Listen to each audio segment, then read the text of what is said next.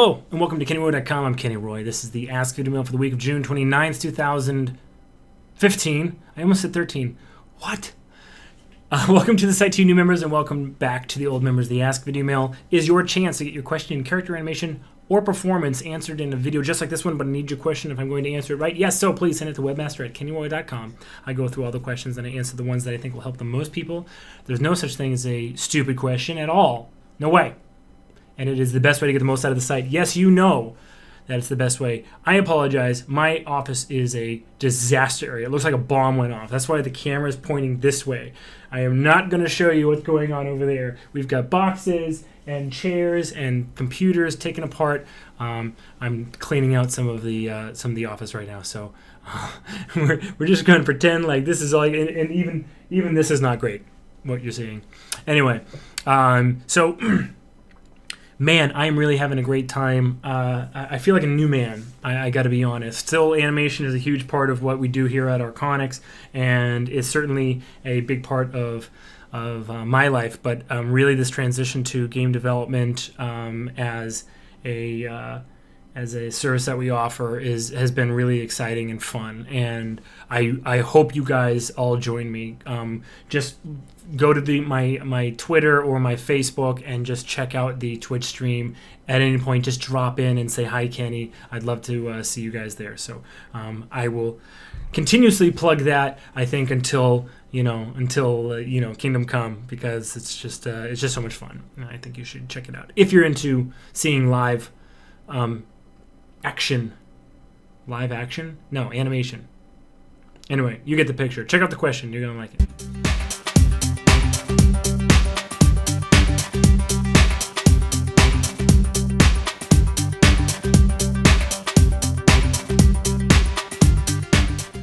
This is a great question, and it comes on the heels of a question that I answered from Nicole, which talked a little bit about kind of the same things, but I wanted to do a double whammy on these questions, and here's why.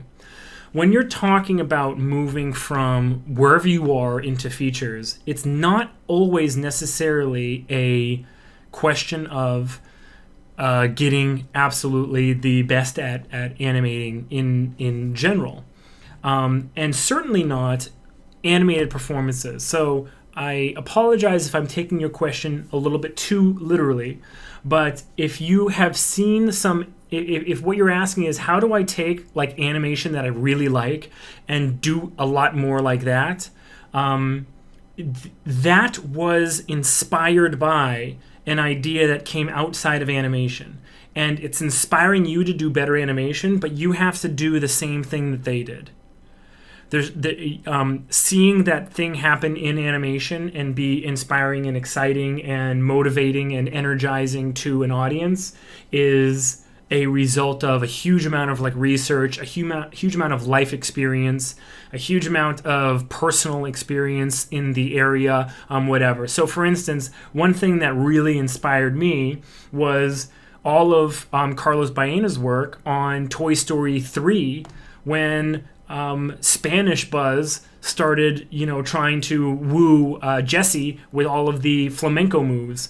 It was amazing, and it was so snappy and gorgeous and exciting and all these things. And that's because Carlos took that as a personal goal, took it as a personal sort of, feather in his cap to try to achieve that kind of thing. And he did an unbelievable amount of research on it, and apparently at Pixar, I think you can see this in the special edition, they brought flamenco dancers to Pixar, to do the energetic, like swinging and spinning and the, all of the, exciting stuff.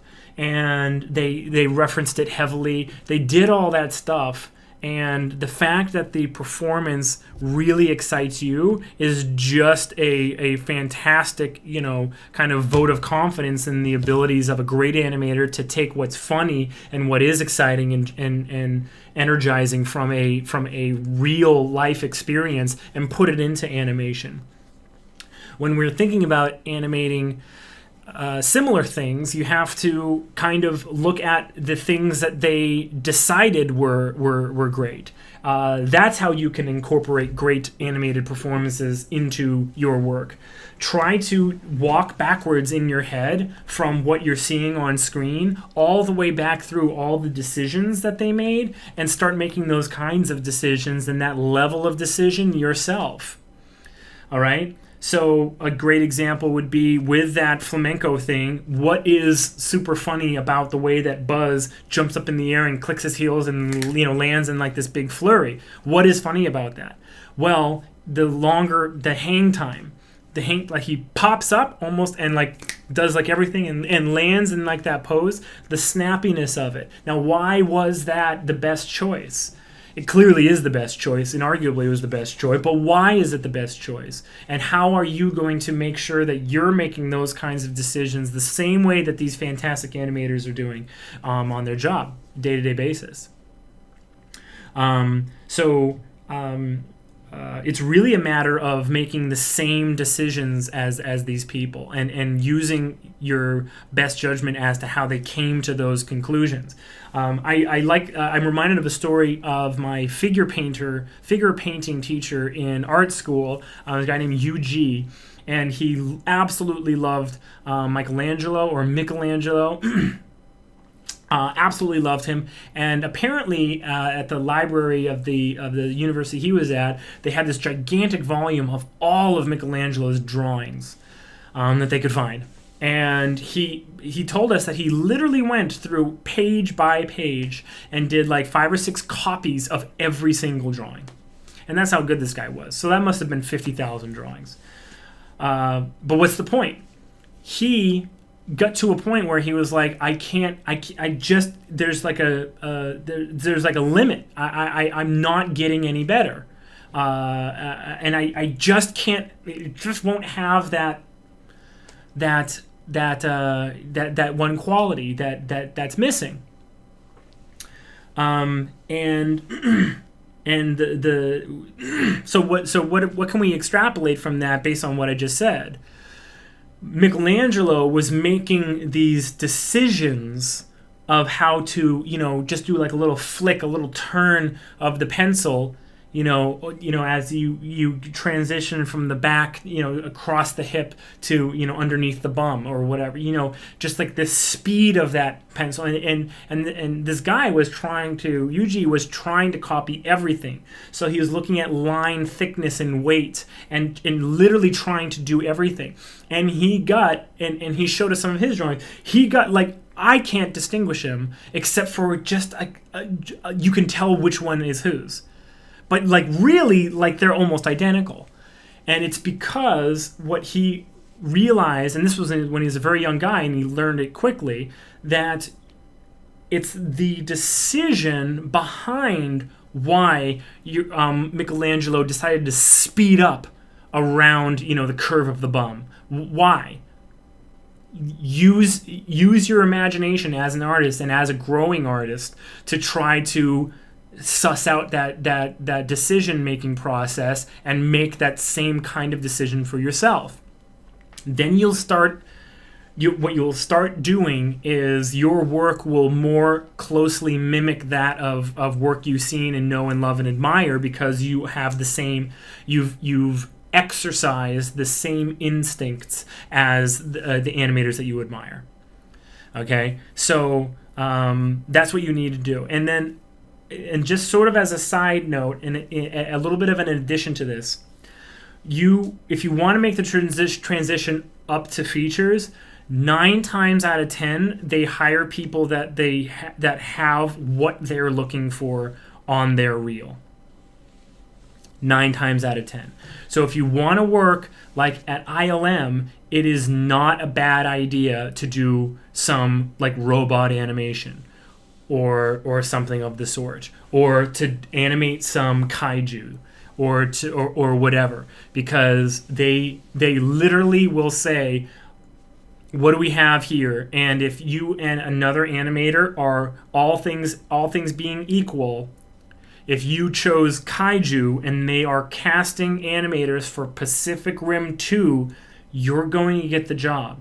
So it actually is a good idea to tailor your reel to the places that you want to work. Now, in general, you have to have generally great animation to work in features anyway. But specifically, if you want to bullseye Weta, there's a different reel that you should send to Weta than you should send to like a place like I don't know, like Framestore or MPC or whatever. I would say your Weta reel and your ILM reel can be pretty similar because they work on a lot of the same movies.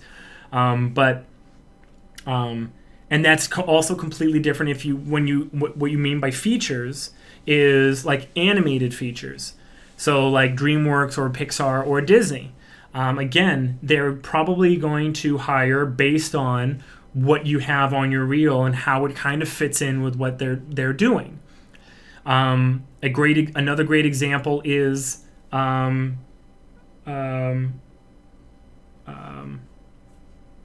heard some Pixar animators actually were hired because of their demo reel had what could conceivably be toys before they were hired on to Toy Story 2 it was.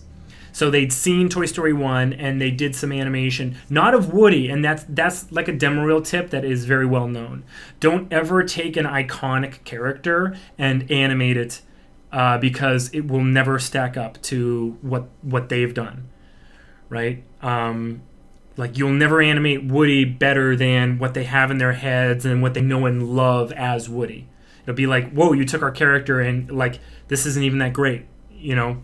So that's a very well-known thing, but like sort of in the same vein. So I've heard that people have gotten in at places like Pixar. DreamWorks is a little bit harder a nut to crack. They keep their projects under wraps, and but you do know that when sequels are coming along. Did I say sequels? Sequels are coming along. I don't know what I said. You do know that you have a chance to kind of raise some eyebrows if you can do some like badass dragon animation or whatever, and follow sort of the animation style. So really, there's obviously like a consummate level of animation quality that is necessary to get in anywhere. But what I would say is think less about seeing like A+ quality animation and there being something that you can literally take from that and a method that you can literally use that and incorporate it into your work, because there's not. You actually need to incorporate the decision-making process that they have. Now, what I'm trying to do, here we go. I'm going to talk about tempo again. What I'm trying to do with tempo is give everybody a standard, a baseline for the decision-making process that you can use from day one, from a bouncing ball all the way up to like a 1 minute long animated, super close, tight animated performance-based shot. I'm trying to establish that. I'm trying to make it so that the decision-making process is way more transparent, no matter where on this spectrum that you are. So not all animators use anything remotely similar to tempo. So you have to be a little bit careful there. But what I would say is respect the amount of work that went into making that decision. And you're not going to be able to benefit from that work without having done that work, okay? And that's kind of it. That's a really great question. Remember, guys, if you are a member of KennyRoy.com, you get 2 days added onto your subscription every single question you send in. Just do me a favor, do the little search. Okay, there's a little search bar right there. Do a little search for some keywords in your question. Make sure I haven't asked it before. But other than that, the sky's the limit. You could probably stay here for free for the rest of your life if you just put 10, 20 minutes a month into coming up with questions. Enough questions for me to ask here. So I appreciate you guys putting effort into that. This has been fun. Thanks for sending that one in, Scott. Everyone else, have a great day. I'm Kenny Roy. Good luck with your animation. As always, rock on.